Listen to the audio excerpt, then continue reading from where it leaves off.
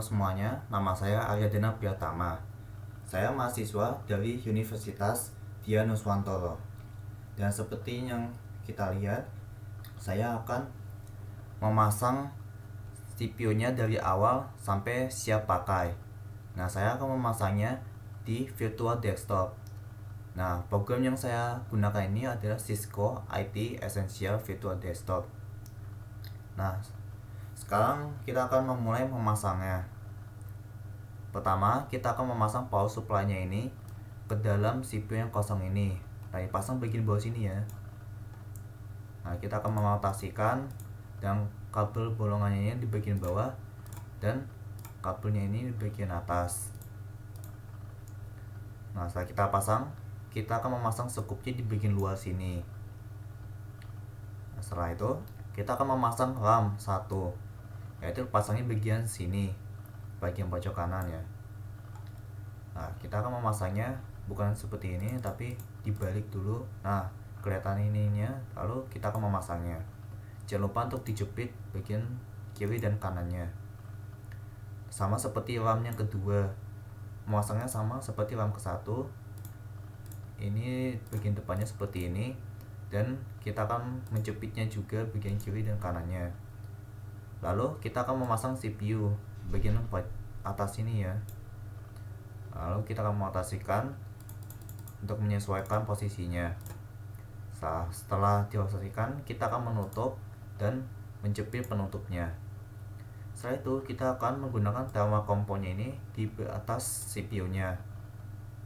Nah, setelah itu kita akan memasang heatsink-nya di atas CPU persis.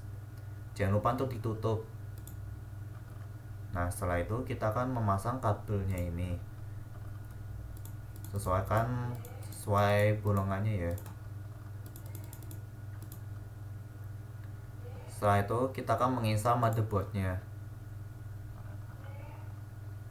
Nah, motherboardnya ini kita akan memasangnya dengan yang benar, yaitu heatsinknya di bagian atas ini ya. Nah, setelah kita pasang dalam CPU, kita akan memasang motherboard scope-nya ini dipasang bagian motherboardnya ini. Setelah itu kita akan memasang NIC. Nah, ini dipasangnya di bagian sini. Nah, setelah itu kita akan memasang scope-nya juga di bagian atas. Begitu pula dengan wireless-nya ini, wireless NIC bagian pojok kiri NIC-nya. Lalu kita pasang juga scope-nya. Video adapternya ini dipasang di dekat heatsink-nya ini.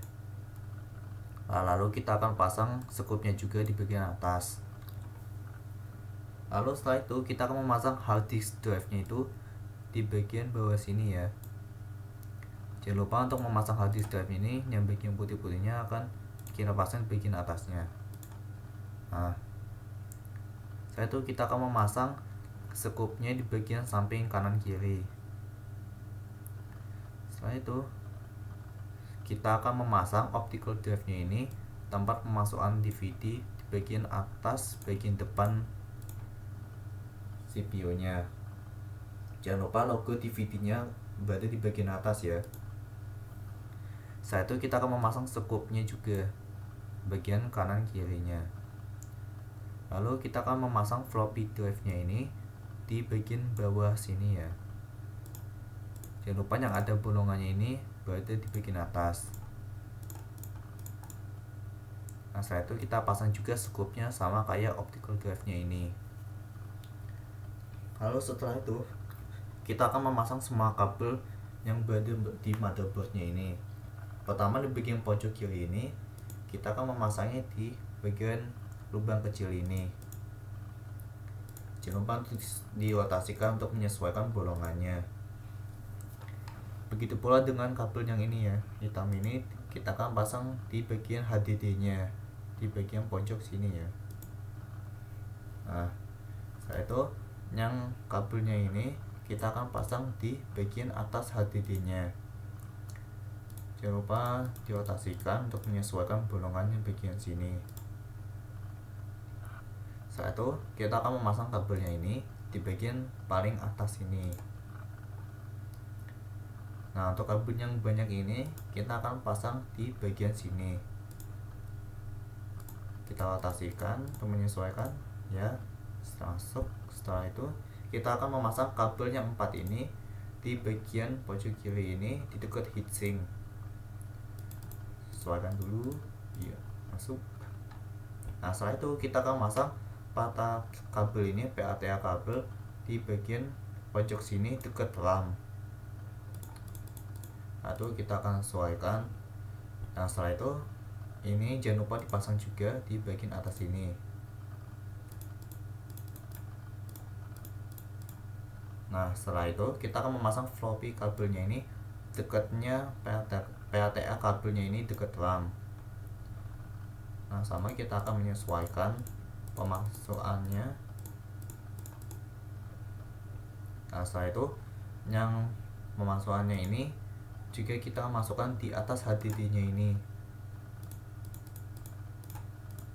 Nah, setelah dipasang kita akan memasang SATA kabel ini, SATA kabel di bagian bawah sini.